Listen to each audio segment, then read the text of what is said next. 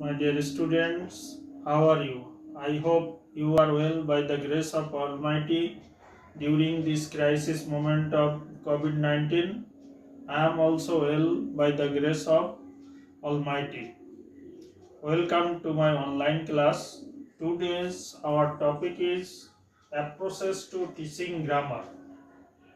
You know that grammar is a set of rules, but grammar is taught in our country in different ways. Most of the time we ask the student to memorize the rules, then we give examples. In this way we teach our students grammar. But what is the right process to teach grammar? And our today's topic is a process to teaching grammar. First one, explicit grammar. In this system, grammar is taught isolatedly. In our country, it is very popular. We teach our students voices, narration, transformation, preposition, etc. It is taught isolatedly.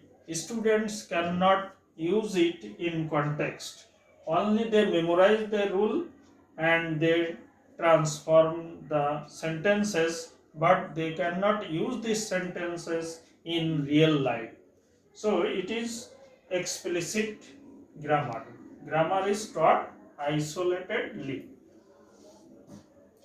Then another one is implicit grammar. Grammar is taught in context. A student will learn grammar from the textbook. They will read the text and they will explore the grammar.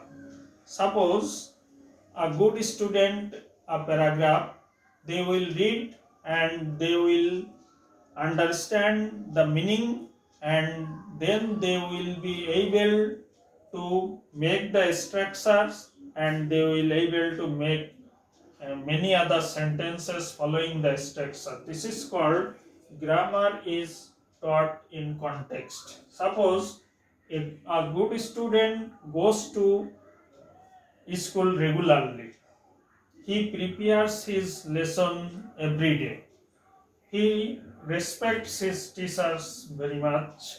So they will follow the sentences and they will make the structure subject plus verb plus verb and base form plus s or es, and then object and extension.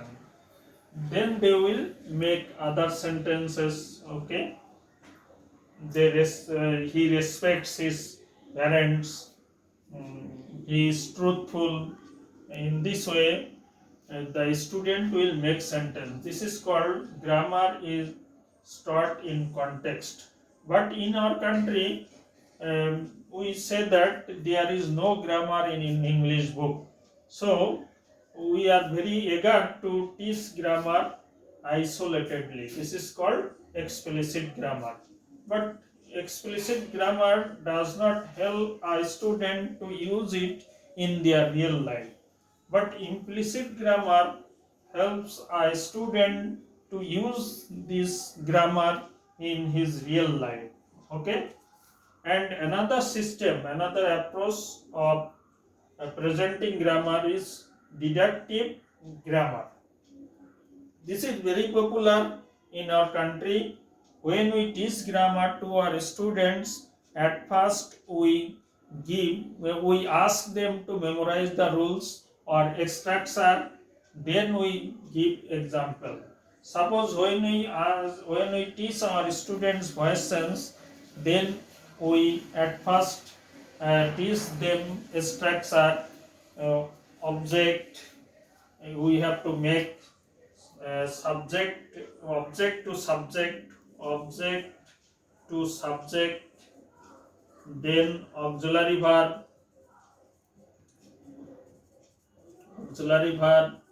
then V3 plus preposition plus subject to object. In this way we teach them voice sense. This is deductive grammar. That means at first we teach them a structure or rule, then we give example. Suppose I eat rice. Rice is eaten by me.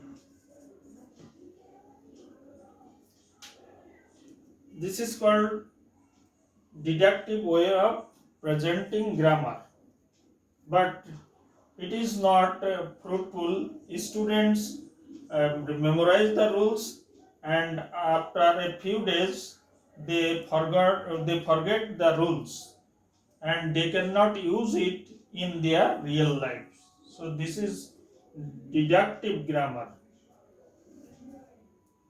And another way of presenting grammar is inductive grammar.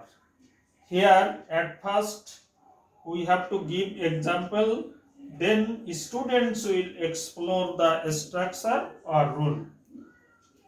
Inductive grammar. At first we have to give example, then we should ask student to explore the rule or structure, and they will make the structure or rule. Suppose I eat rice, it is active form. The passive form is rice is eaten by me. If I ask the student what has happened here, they will try to explore that rice is object, but it is written here at first, so it is subject, then is has been used, that means then ate, eaten, that means the past participle form of the verb has been written, then by has been added, then the objective form of the subject has been written here.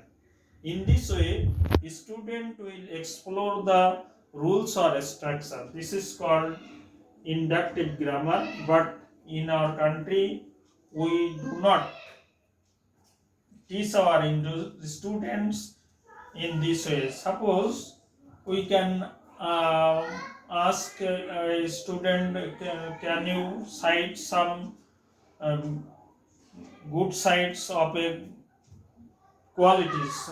Can you cite some qualities of a good student? And I will cite an example at first, then they will follow me. A good student is active. Okay, and the student will try to understand a good student is active. That means a good student is subject, then linking verb, then adjective. Okay, then I will ask the student to make other sentences.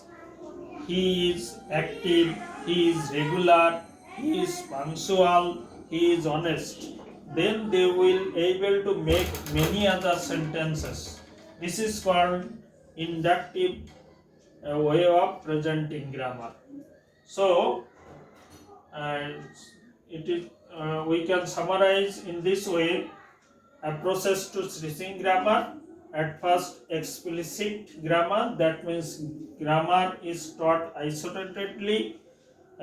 Students memorize the rules and do different activities of grammar, uh, and then implicit grammar. Students read the text and they explore grammar from the text. This is called explicit grammar. It is very fruitful, but explicit grammar, it is not very fruitful. Then deductive grammar, that means at first we ask how, it is very popular in our country. Most of the time when we teach in our class, we follow this system. At first we set some rules and ask the students to memorize the rules or structure, then we give example. Okay, This is all very popular in our country, but it is not very fruitful. After a few days, students forget these rules, and the very fruitful way of presenting grammar is inductive grammar. That means at first we should give example, and from the example, student will explore the rules or structure. Okay. I have given an example, so I think you understand the process of teaching grammar. Thank you. I hope we'll soon meet in the classroom. Thank you. Stay safe. Okay. Thank you.